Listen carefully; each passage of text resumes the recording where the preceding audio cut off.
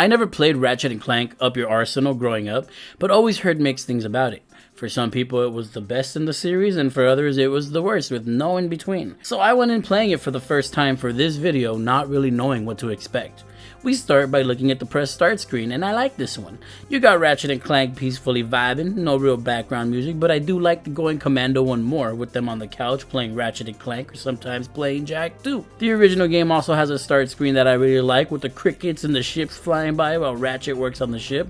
This is my version of the campfire videos or ocean sounds people fall asleep to. Like 12 hours of Ratchet and Clank menu? Yes, please. I don't know, it felt like 3 entries in was the right time to bring up the menus and compare them. They're all good. Ratchet and Clank Up Your Arsenal opens up sometime after the last game, with Ratchet and Clank just chilling, playing some space chess and watching Secret Agent Clank, which is Clank's new show. Yes sir, he's a successful star with his own show, and Ratchet is having none of it. That was terrific. Yeah, great. Change the channel. But the man said to stay tuned. Upon changing the channel, the news is showing that Veldin, Ratchet's home planet, is under attack by an alien race called the Tyrannoids. Ratchet and Clank rush to Veldin to assist the Galactic Rangers in their fight, and we're immediately introduced to the color scheme, and that's my first complaint. I don't like the color scheme in this game. I understand it's meant to feel more mature and spacey, I guess, but the yellow throws me off. The health being numbered throws me off. The map being this bright yellow throws me off. Matter of fact, every menu being this bright yellow just throws me off. I got used to it, sure, but I do gotta admit that it's not my favorite thing. I also ended up looking at footage from the original PS2 version because I heard the UI is different, and yeah, it's this darker, almost warmer orange that I think looks way better than the HD version. I don't know what caused them to change that, but yeah, I like the original PS2 versions way more. Back to the story, we make our way through Veldin, fighting off other robots, and so far, yeah, this is Ratchet and Clank. The controls feel similar, with the only real difference being the guns you start with, a shotgun type of gun and a bomb throwing gun. Strafing feels fine, and I will say Ratchet does move around a bit more smoothly. It's nothing drastic, just a bit more smoothed out. After clearing out Veldin, the president contacts us, and I couldn't help but think, what exactly is he the president of? Is he the president of Veldin? Galactic Rangers? Space? Maybe they said it in the game, but I don't know. I just know everyone calls him Mr. President. The president tells us that Dr. Nefarious is behind the attack. Who is Dr. Nefarious? Who fucking knows? But the only person who has ever faced off against Nefarious and survived is on this jungle planet, and it's up to us to go and find him and recruit him. After fighting our way through the hostile jungle, we finally find who we're looking for, but this mysterious man sends us down the path of death, an obstacle course that leads to a fight against said mysterious man, who is revealed to be Quark, who now thinks he's a monkey. We're contacted by Captain Sasha of the Galactic Rangers, who tells us to meet her on the Starship Phoenix with Quark to fix his mind up. Introductions are made between Sasha and Ratchet, and Dr. Nefarious sends a threatening message, and the President is under attack, so Ratchet and Clank head out to save him. A bunch of shooting and warfare happens, and we're introduced to like the second style of kind of gameplay in this game. Probably one of my favorite new things about the game: battle missions. Several missions in this game don't just end up when you clear out the enemies and get to the end of the level. They end when you get into the ship and then turn into several round-based battle missions with different objectives. You either got to clear out tons of enemies, and then another unlocks, and then you got to repair some weapons, and then another unlocks, and then you got to use the repaired weapon to clear out enemies, and another unlocks, and so on and so forth. Each of these rounds gives tons and tons of bolts, and the gunplay and new guns are all so good. I couldn't help but love them.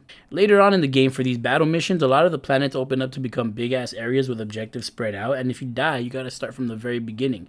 It can be a pain in the ass with the increased difficulty, but I'd be lying if I said I wasn't having a blast playing these. Some more things happen, planets are explored, characters are recruited, until we come across a vid comic, which is a game that we can play back on the Starship Phoenix, and we're introduced to the next style of gameplay, and once again, another banger: Quark missions. These are 2D platforming sections with collectibles throughout and guns to shoot.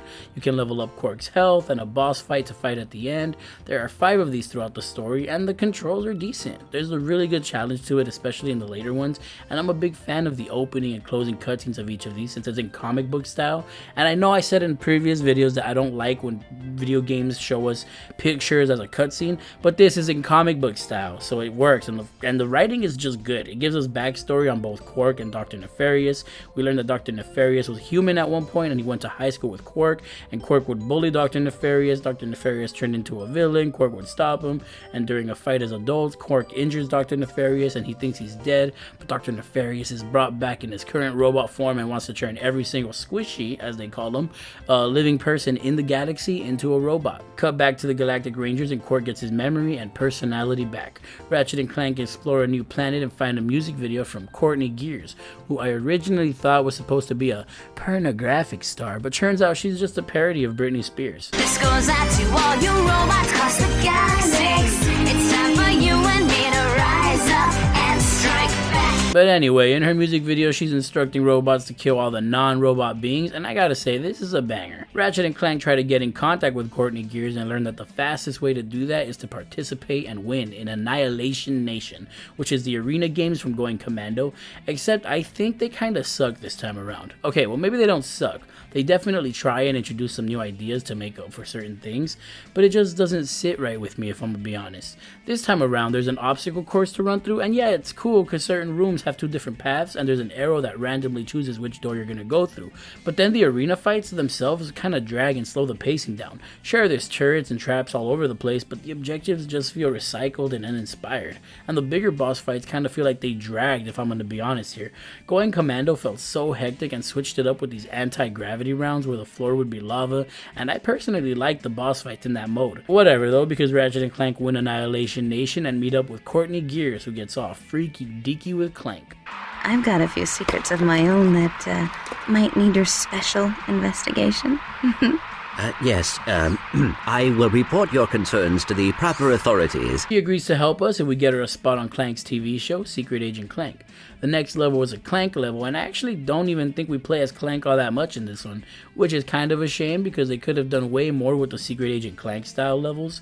Gameplay wise, there is nothing different from previous entries. Collect little guys, send them through holes to open doors while avoiding traps and bigger enemies. There is a small difference here that we get a monkey sidekick, and we control him by throwing a banana around. We can lead the monkey to push buttons, distract enemies, and that's kind of it.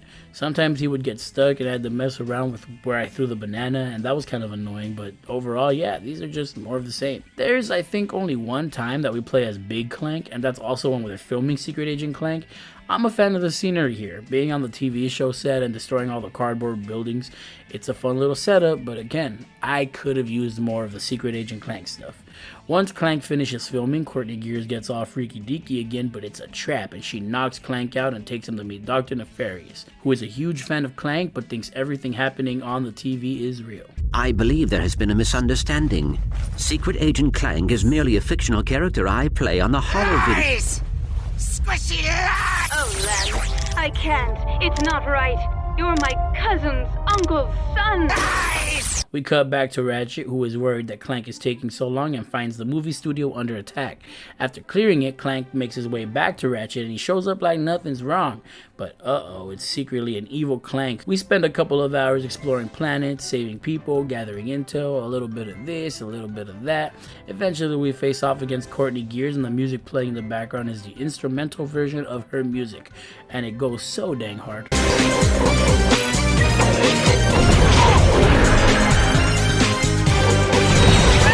After some more intergalactic warfare, things get bad for our Galactic Rangers and Quark loses his life in the struggle. Quark's loss is a true tragedy. The man was a hero, brave, honest, kind, and humble to the core. What a load of bullshit. Captain Quark may be... But just kidding, because it turns out Quark faked his death because he's terrified of Dr. Nefarious, so we go looking for him to bring him back.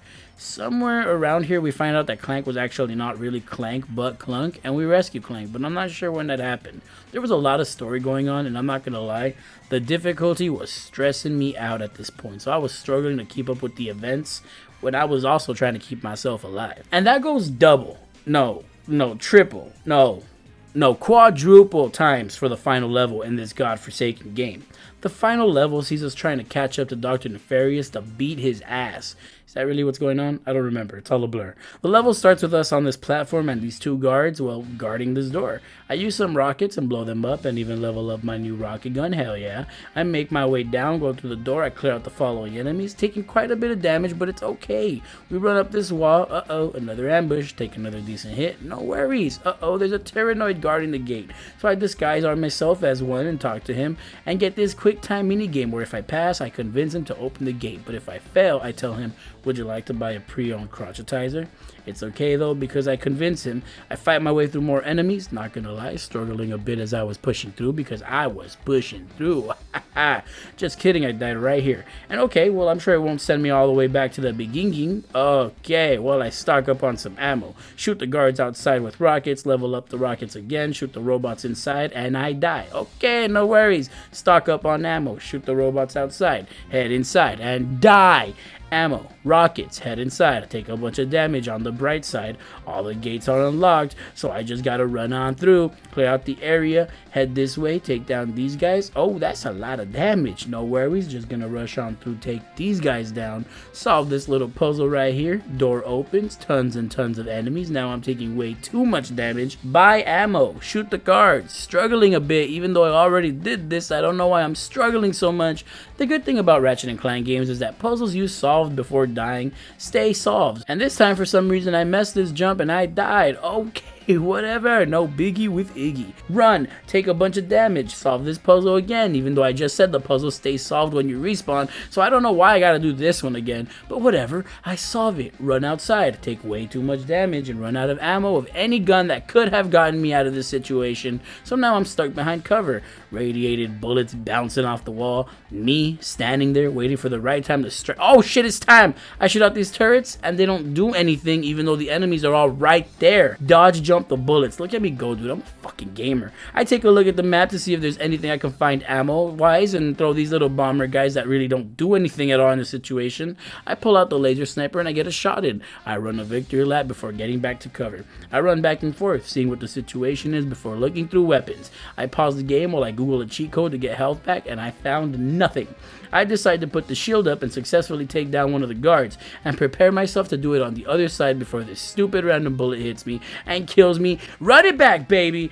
Buy ammo, take out the guards, fuck all the enemies, I'm gonna just rush through everyone, hop, hop, run! Clear out this room, solve this stupid puzzle, rush the next area, and okay, progress. For some stupid reason, I decided to hit these boxes. Looking back at the footage, I don't know why I did that, because I die. Buy ammo, clear the guards, run, jump, jump! Why did you jump? Guards, run, no! Ammo, run, no! It was at this point I decided to record my voice while playing because I was in full mental breakdown mode, and this is how it went. You can't stop recording? No, I didn't. What do you mean? Look, I don't know if the number's still going, but... What is going on? I don't know. Fucking kidding. Eventually, I ended up getting through the level, and I didn't even record it because the Elgato froze when I got through. Thanks, Elgato, 5 stars. And now it's time for the final battle, and I have only one thing to say about the final battle. 8 out of 10.